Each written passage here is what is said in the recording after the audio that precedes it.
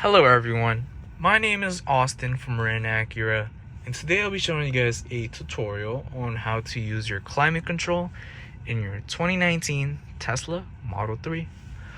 So, in order to access this feature, all you have to do is to make sure you go on the center screen, of course. And once you go to the center screen, all you have to do is click on the fan in the very middle of the bottom screen right here. And as you can see, it's going to give you a variety of options. One is to turn it off and on.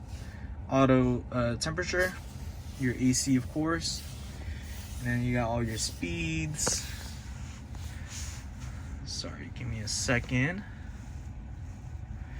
If you would like to have it on not auto, you could change where the air is projecting at. So right now I have it on my torso, your fan speed of course, fresh air recirculation mode, stuff like that, and of course your climate for both sides of the vehicle. You have dual climate controls. And yeah, that is pretty much it for this quick tutorial, you guys. My name is Austin from Marin Acura, and thank you guys for watching.